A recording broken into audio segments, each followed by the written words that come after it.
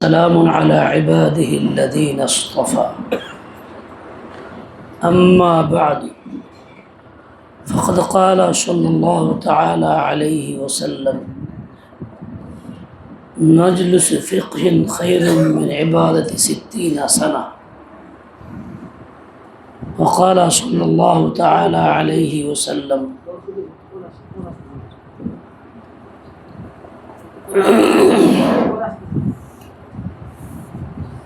تدارس العلم ساعة من الليل خير من إحيائها أو كما قال عليه الصلاة والسلام الحمد لله আল্লাহ পাকের শুকর ফিতনাপূর্ণ যুগে যখন বিদআত খুরাফাত জাহালাত অনেক বেশি পরিমাণে গালিব হয়ে গেছে এমন যুগেও আল্লাহ তাআলা আমাদেরকে দ্বীনি ইলম শিক্ষা কেন্দ্রে মাদ্রাসাতে খাস করে মা বোনদের মুসলিম কন্যা সন্তানদের দ্বীনি ইলম শিক্ষা কেন্দ্রে আসার বসার তৌফিক দান করেছেন সেজন্য বলি আলহামদুলিল্লাহ। আমাদের আশাটা এমনিতে না, একটা উদ্দেশ্য নিয়ে, আর তা হইল চলতি শিক্ষা বছরের শুরুতে আজ 18 শাওয়াল উপস্থিত মুরব্বিয়ানে কেরাম উলামায়ে কেরামের অংশগ্রহণে দোয়ার মাধ্যমে সবক শুরু করা হচ্ছে। ভাগ্যবান তারা যারা এই মজলিসে হাজির, ভাগ্যবান তারা যারা এইখানে দর্স নিতেছেন, ওই সমস্ত ছাত্রী তালেবাতে উলুম যারা বিভিন্ন জায়গা থেকে আসছেন, আপনাদেরকে আল্লাহ তাআলা আনছেন। আপনাদের মতো অনেক কন্যা সন্তান মেয়েরা ছড়ায় ছিটায় আছে যারা আল্লাহর নাম নেয় না, কালিমাটা জানে না, আলিফ বাতা শিখে নাই, যাদের কাছে আছে শুধু খারাপ বাহন, যাদের কাছে আছে মোবাইল জানিয়ে জীবন ধ্বংস করতেছে। কোনো এক মহিলা আমার কাছে আসছে কয়েক মাস আগে, 8 বছর বাচ্চা হয় না, বিয়ে হয়েছে, তদবির নিতে আসছে। আমি তাকে বলছি মোবাইল সম্পূর্ণ ছাড়তে হবে, বন্ধ করে দিতে হবে, মোবাইল দেখা যাবে না। তো এই মহিলা তার সাথে আসছে আরেক মহিলাকে বলে, ওই বাসুন কেমনে রে, আমি তো 5 মিনিট মোবাইল ছাড়া থাকতে পারি না, বাসুন কেমনে? তার মানে আমি তাকে বলছি মোবাইল বন্ধ করার, না দেখার জন্য, আর সে এই অবস্থায় মারা যাবে তার চিন্তা, এটা না দেখলে বাঁচব না। এমন একটা ফিতনার যুগে মানুষ যখন আল্লাহ, রসুল, ইমান, ইসলাম, কোরআন সব ভুলে গিয়া শুধু মোবাইল নিয়ে ব্যস্ত, আর মোবাইলের ফাহাশি ওরিয়ানি নোংরা চিন্তা চেতনা কাজকর্ম নিয়ে ব্যস্ত আর ব্যস্ত, দিমাগ সবসময় ওইসব চিন্তা থাকে, ঘুরপাক খায় মনের ভিতরে ওই জিনিসগুলি, স্বপ্নেও এগুলি দেখে।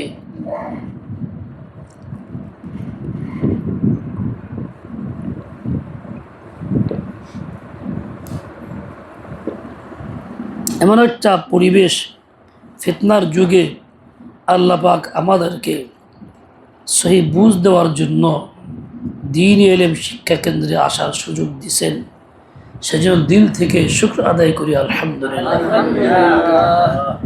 এটা হলো মৌখিক স্বীকৃতি, আসল শুকর এটা না। আসল শুকর হইল আল্লাহ পাক যে নেয়ামত দান করেছেন ওই নিয়ামতকে যথাযথ ব্যবহার করা, বিপরীত জায়গাতে ব্যবহার না করা, অপচয় না করা, এটা হলো প্রকৃত শুকর। আল্লাহ পাক চোখ দিছেন,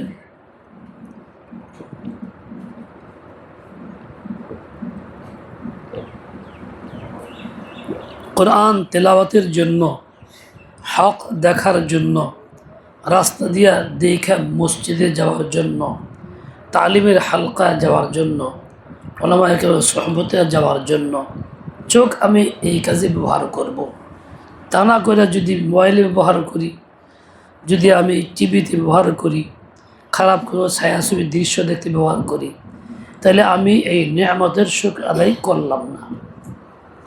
আল্লাহ পাক হাত দিছেন, শক্তি দিছেন, এই হাত দিয়া অন্যের সহযোগিতা করার জন্য, নিজের জরুরত পুরা করার জন্য, টাকা পয়সার দান করার জন্য, মসজিদ মাদ্রাসা নির্মাণ কাজ করার জন্য, জিহাদ করার জন্য, তরবারি ধরার জন্য, অস্ত্র ধরার জন্য।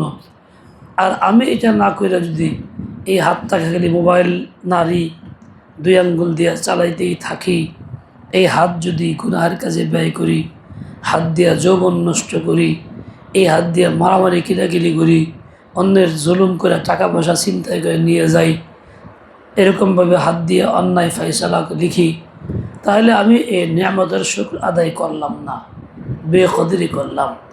এই দিমাগ দিয়েছেন আল্লাহ চিন্তা করার জন্য, আল্লাহকে চেনার জন্য, আল্লাহর ফিকির করার জন্য, রসুলের ফিকির করার জন্য, আমার জন্য করণীয় কি তা চিন্তা করা বের করার জন্য আমি এই দিমাগকে লাগাইতেছি খারাপ কাজে। কার ক্ষতি কেমনে করা যায়, কার জমিন কেমনে দখল করা যায়, হ্যাঁ, কার ইজ্জত কেমনে নষ্ট করা যায়। তাইলে আমি এই দিমাগটাকে যথাযথ ব্যবহার করলাম না, নিয়ামতের শুকর আদায় করলাম না। তালেবে ইলম যারা, তাদেরকে আল্লাহ সুযোগ দিয়েছেন মাদ্রাসায় আসার, জীবন যৌবন এখানে ব্যয় করার, দিমাগ দিছেন, দিমাগ দিয়ে পড়ার, চিন্তা করার, কান দিছেন ইংলিশ ঠিকমতো শোনার, মুখ দিছেন বোঝার জন্য, জিজ্ঞাসা করার। আমি শতভাগ যদি এই কাজে লাগাই তো শুকর আদায় হবে। আমি যদি এই কাজে না লাগাই তাহলে শুকর আদায় হবে না, অকৃতজ্ঞতা হবে। তাহলে শুধু আলহামদুলিল্লাহ বলার দ্বারাই শুকর আদায় হয় তা নয়, এটা একটা মৌখিক স্বীকৃতি মাত্র। আসল শুকর হবে কাজের দ্বারা। তা আমরা যেন কাজে পরিণত করি। আল্লাহ পাক আমাদেরকে এই তৌফিক দান করেন, কাউকে মাহরুম না করেন। আমি যে ইলম শিখতে আসছি, এই ইলমের নাম ইলমে দ্বীন, ইলমে ওয়াহি, যেটা আল্লাহ দিছেন সরাসরি নবীর কাছে, নবীর মাধ্যমে আমরা উম্মত পাইছি। এই ইলম, এইটা দুনিয়ার কোনো প্রচলিত শিক্ষা ব্যবস্থাপনার মতো নয়। দুনিয়ার বিভিন্ন জিনিসের শিক্ষা দেওয়া হয়, এমন কাজের শিক্ষা দেওয়া হয় যার শেষ এই দুনিয়ায়। যে কদিন হায়াতে আসি এই কদিন কাজে লাগে, যে কদিন হায়াতে নাই তো বন্ধ হয়ে যায়। ঘরে লেপা শিখলাম তো দুনিয়াতে হায়াতে আসে কাজে লাগবো, মৃত্যুর পরে ঘরে লেপা কোনো কাজে লাগবো না। মিস্ত্রি কাজ শিখছি, দুনিয়া যে কদিন আসি কাজ করব, তাও পারবো না, আর মৃত্যুর পরে এই কাজের কোনো মূল্যায়ন থাকবে না। ইঞ্জিনিয়ারিং পড়াশোনা করছি, যে কদিন বাচ্চা আছে কদিন কাজে লাগতে পারে, মৃত্যুর পরে না। সবগুলি এইভাবে দুনিয়ার প্রয়োজনে ব্যবহার হবে। মৃত্যুর পরেও যে প্রয়োজন আমার কিছুর, তার শিক্ষা ওইখানে নাই। আমাকে এমন শিক্ষা দেওয়া হচ্ছে এবং শিখতে আসছি যেখানে দুনিয়ারও প্রয়োজন আছে, আখিরাতে মৃত্যুর পরে লাগবে পরিপূর্ণ, এমন শিক্ষা আমাকে দেওয়া হইতেছে। এই শিক্ষার জন্যই আল্লাহ পাক আমাকে আনছেন, কবুল করছেন। আমি যাতে এই শিক্ষার জন্য নিজেকে ওয়াকফ করি, কুরবান করি, নিজের সময়, জীবন যৌবন সবটুকু অন্যমনস্ক না হয়ে যায়। হাদিসে পাকের মধ্যে আসছে, তাদারুসুল ইলমি সাআতান মিনাল লাইলি খায়রুম মিন ইহইয়াইহা।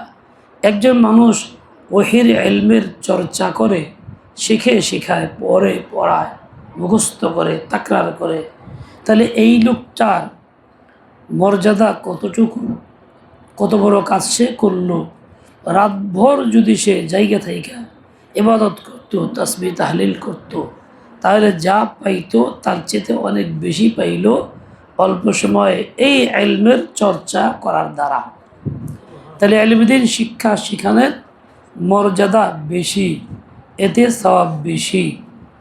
আরেক হাদিসের মধ্যে আসছে, মাজলিসু ফিকহিন খায়রুম মিন ইবাদাতি 60 সানা। দিনই বুঝ হাসিল করার জন্য যে সামান্য সময় আমি ব্যয় করব, এই সময়টুকুর মূল্য কত বেশি? বলে 60 বছরের ইবাদতের চাইতেও বেশি। তাহলে একজন মানুষ এলেম শিখলে 60 বছরের ইবাদতের সব সে পেতে পারে। মজলিস ও ফিকহিন, দিনের বোঝ হাসিল করার মজলিস। মাদ্রাসাগুলি সবগুলির মধ্যে নিয়মিত সবক হয়, প্রতিটি সবক মজলিস ও ফিকহিন, এর মধ্যে দিনের বোঝ হাসিল করার কথাই বলা হয়। কাজে প্রতিটা সবক, প্রতিটা বৈঠক তার জন্য 60 বছরের ইবাদতের চাইতেও আফজল, এবং সে সময়টা কাজে সওয়াব পায়। কতই না ভাগ্যবান তারা যারা মাদ্রাসায় পড়তে আসছে, ইলম দ্বীন শিখতে আসে, ছেলেরা ছেলের জায়গায়, মেয়েরা মেয়ের জায়গায়, এরা এতটাই মর্যাদাবান আল্লাহর কাছে। আর ফিকা কাকে বলে? ফিকা বলে ইলম ভিতরে এমনভাবে জায়গা করা, যেই জায়গা করার পরে আখিরাতের ফিকির পয়দা হয়। এই চিন্তা হয়, আহারে কাজটা যে আমি করতেছি না, আল্লাহর কাছে কি জবাব দিব? এই কাজটা আমি যে করতেছি, কি জবাব আল্লাহর কাছে দিব? এই পাপটা করতেছি, উপায় হবে কি? আহারে নামাজ পড়তেছি না, আমার কি উপায় হবে? এই ফিকির তার মধ্যে পয়দা হওয়া, এই ফিকির তাকে তাড়না করবে। এই জন্য সে কোনো আমল বাদ দিবে না, বরং সে গুনাহ থেকে বাঁচবে, নেক আমল করবে। এরকম বুঝ হওয়ার নাম ফিকা। এরকম বুঝ হাসিল করার জন্য যে সময়টুকু কাটে তার দাম বেশি, 60 বছরের ইবাদতের চাইতেও বেশি। তোমরা যারা আসছো, মনে রেখো তোমাদেরকে আল্লাহ পাক এই কাজের জন্য আনছেন। তুমি কি নিজেকে এই কাজে আত্মনিয়োগ করবা? তোমার মর্যাদা আল্লাহর কাছে আরও বেশি। শয়তান তোমার খুব ভয় পায়। এই জন্য এক হাদিসে আসছে, ফকিহুন ওয়াহিদুন আসাদ্দু আলা শাইতানি মিন আলফি আবিদি। একজন দ্বীনের সমাজওয়ালা ব্যক্তির মর্যাদা এত বেশি যে ওই একজনকে শয়তান এত বেশি ভয় পায় যে 1000 আবেদকেও সে ভয়টা তত বেশি ভয় পায় না। অথবা 1000 আবেদকে গুমরা করা যত সহজ, একজন আলেমকে গুমরা করা তত সহজ না। তাহলে 1000 আবেদের তুলনায় একজন ফকির গুরুত্ব অনেক বেশি।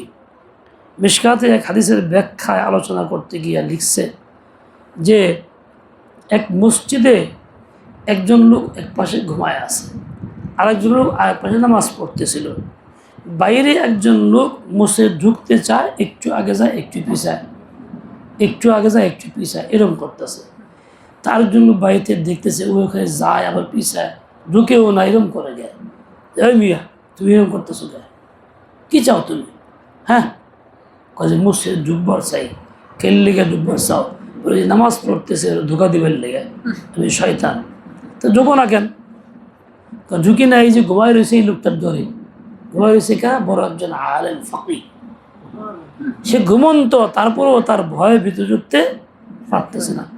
ও মুমিন ভাইয়েরা, বোনেরা আমার, আপনি দ্বীনের বুঝ হাসিল করেন, ফিকহ হাসিল করেন, ইলম হাসিল করেন। শয়তান আপনাকে এত ভয় করবে, ও আপনারে গুমরা করতে পারবে না।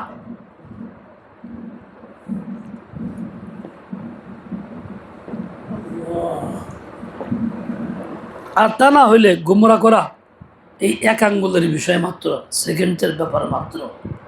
তো আল্লাহ আমাদেরকে হেফাজত করেন। মুরব্বিয়ান একরাম আপনারা আছেন, ভালো করে বুঝেন আমরা কেমন ফিতনার মধ্যে আছি। ছাত্রীরাও ভালো করে খেয়াল করো, শিক্ষিকারাও খেয়াল করেন আমরা কত ফিতনার মধ্যে আছি। আমরা নামাজ কালাম পড়তেছি, সামাজিকতায় মুসলমান, কিন্তু ইমান আমাদের থাকতেছে না, আমরা ইমান হারায়া ফেলতেছি। কীরকম? খুব সহজে চিন্তা করে দেখেন। আমাদের দেশে গণতান্ত্রিক দেশ, গণতন্ত্রের আইন কানুন চলে, আমরা এই দেশে থাকি, তাই তা মানতে বাধ্য। কিন্তু এটা যে কোরআন সুন্নাহ বিরোধী, যে কুফরি আইন, যা পালন করতে গেলে কোরআনকে অস্বীকার করতে হয়, আর অস্বীকার করলে কি ইমান থাকে না যায়? কথা বুঝা কথা কর। আপনার গোয়ায় পড়ছেন নাকি মুরব্বীরা? তো কথা কর না কে? দেখেন, জিনা করা হালাল না হারাম? সবাই বিশ্বাস করি মানি। কোরআন বলছে, হাদিস বলে, ইসলাম বলে অনৈতিক কাজ, জিনার কাছেও যায়ও না। ইন্নাহু কানা ফাহিশাতান ওয়া মাকতান ওয়া সাআ সাবিলা। এত মারাত্মক অপরাধ যে এই জিনাকারী ব্যক্তি বিবাহিত হইলে তাকে কমর পর্যন্ত মাটিতে গাইরা পাথর মেরে শেষ করে দেওয়া হয়। এত বড় শাস্তি দুনিয়াতেই, আখিরাতে তো হবেই। কত বড়! অবিবাহিত হইলে 100 দুর্রা তাকে লাগানো হয়, দেশান্তর করা হয়, দুনিয়াতে এই শাস্তি। ইসলাম এই দ্বন্দ্ববিধির কথা বলছে, পরকাল তো রয়েই গেছে। ইসলাম বলে জিনা অবৈধ, হারাম। কোরআন বলে জিনা অবৈধ, হারাম। বর্তমান প্রচলিত দেশে আইন, গণতন্ত্রের আইন বলে জিনা বৈধ। দেখেন না, সরকার জিনার লাইসেন্স দেয়, বেশ্যাখানা দেয়, বেশ্যাখানার লাইসেন্স আছে। তাদের নাম জিনাকার না, তাদের নাম যৌনকর্মী। তাদের কাজকে, তাদের এই অন্যায়টাকে কাজ বইলা, কর্ম বইলা সাক্ষ্য দিতেছে, সনদ দিতেছে। নারী পুরুষ অবৈধ মিলেমিশা করলে মিলেমিশা, তাতে কোনো আপত্তি নাই, আইন কানুন নাই। হ্যাঁ, জোর করে করলে আপত্তি আছে, তাও বিচার হবে কেস মামলা হইলে। আর তা না হইলে সেটাও নাই। টাকা দিয়ে অন্যায় করা আপত্তির কিছু নাই। এই বাংলাদেশ সরকারের আইনে আছে যে কোনো মাজার বা জনসমাবেশ যেখানে হয় নারী পুরুষ মিলা, সেখানে যদি জিনা করে তাতে কোনো সমস্যা নাই, তো হইতেই পারে, একসঙ্গে লোক থাকে। তাহলে সরকারি প্রচলিত আইনে জিনা বৈধ না অবৈধ? প্রচলিত আইনে বৈধ হইল। ইসলাম কি বলে? অবৈধ। এই মুসলমান, আমাকে মানতে হবে কোনটা, বৈধ না অবৈধ? জিনাকে বৈধ মানতে হবে। কি মানতে হবে? এটা বিশ্বাস, এটা ঈমান। আমি যখন গণতন্ত্রের আইনে গণতন্ত্রের পক্ষে ভোট দেই, তখন জিনাকে বৈধর পক্ষে ভোট দিলাম। ঈমান থাকবো না যাইব? নামাজ কালাম পড়লেও যাইব, উমরা করলেও যাইব, হজ করলেও যাইব। এভাবে আমি জীবন ধ্বংস করতেছি, ঈমান ধ্বংস করতেছি। কথা ঠিক কি না? এরকম দেখেন, সুদ প্রচলিত আইনে বৈধ, ইসলামে হারাম, অবৈধ। কোরআন বলে হারাম, সুন্নাহ বলে হারাম। প্রচলিত আইনে সুদ হারাম না, এর প্রচলন সরকার অনেক ঘটাইতেছে। সমস্ত ব্যাংকগুলি সুদভিত্তিক, আরও বিভিন্ন রকম অর্থনৈতিক প্রতিষ্ঠানগুলি সব সুদভিত্তিক। বড় মিল ফ্যাক্টরি করবেন, ব্যাংকের সুদ লোন আপনাকে নিতে হবে, নিতে বাধ্য। বড় বাড়িঘর করবেন, তাও নিতে হবে। প্রচলিত আইনে সুদ দোষ না, বরং এটা বৈধ। আমি আপনি যখন প্রচলিত আইনের পক্ষে ভোট দিব, সুদটাকে বৈধ করলাম না অবৈধ করলাম? বৈধ করলাম।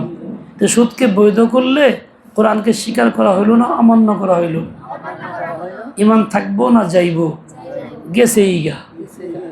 এরকমভাবে আমি প্রত্যেকটা কাজের ক্ষেত্রে ঈমান ধ্বংস করে ফেলতেছি। মনে মনে খুশি, আমল করতেছি, নামাজ পড়তেছি, রোজা রাখতেছি, বেহেশতে যামুগা, মনে মনে খুশি, উমরা করি, হজ করি, খায়া স্বাস্থ্য ভালো হয় না? আচ্ছা, এরকম দেখেন, মদ হালাল না হারাম? মদ হারাম। আল্লাহ বলছেন, ইন্নামাল খামরু ওয়াল মাইসির ওয়াল আনসাব রিজসুম মিন আমালিশ শাইতান। মদের ব্যাপারে বলছেন, মদ হইল নাপাক, শয়তানের কাম, এর থেকে বাঁচুন। প্রচলিত আইনে মদ বৈধ, সরকার মদের লাইসেন্স দেয়, যে কেউ মদ কেনা খাইতে পারে, আপত্তির কিছু নাই। তাহলে কোরআন বলে হারাম, আইন বলে হালাল। আমরা এই আইনের পক্ষে ভোট দিয়া এটাকে হালাল বানাইলাম না হারাম বানাইলাম? হালাল বানাইলাম। তাহলে আল্লাহ যেটাকে হারাম করলো সেটাকে আমি অস্বীকার করে এটাকে হালাল করলাম। ইমান থাকলো না গেল গা। এভাবেই কিন্তু ইমান নষ্ট হইতেছে। আমার কাজ ছিল এই ইমানটাকে ঠিক রাখা, ঠিক করা। কিভাবে? প্রচলিত আইনকে ঘৃণা করা, মুসলিম হিসাবে এটা অন্তর থেকে ফালাইয়া দেওয়া, এবং দাবি করা মুসলিম হিসাবে যে আমি এই আইন চাই না, কোরআন সুন্নাহর আইন চাই। কাজে আমি এটা ঘৃণা করে অন্তর থেকে ফালাই দিয়া এর পরিবর্তে কোরআন সুন্নাহর আইনকে অন্তরে বসাবো।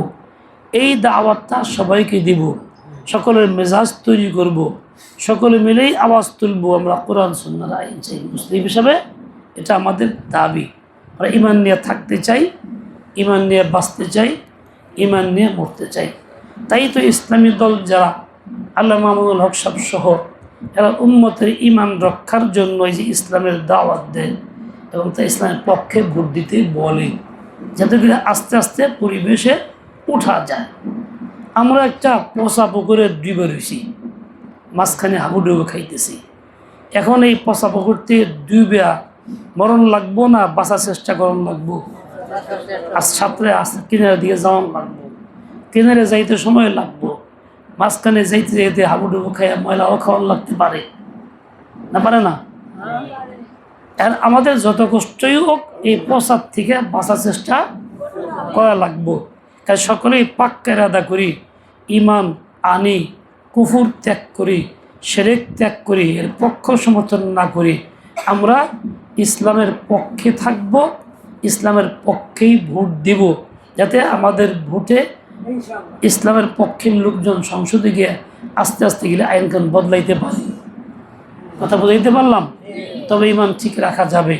আমরা কি ইমান ঠিক রাখার পক্ষে থাকবো কি থাকবো না? কে কে থাকবো? তাইলে প্রচলিত নিয়মে চলবো না আমরা, বরং ইসলামের পক্ষে মতামত তৈরি করে ভোট দিয়া আস্তে আস্তে সংশোধনের পথে যাব ইনশাআল্লাহ। এলেম আমাকে এটা শিখায়।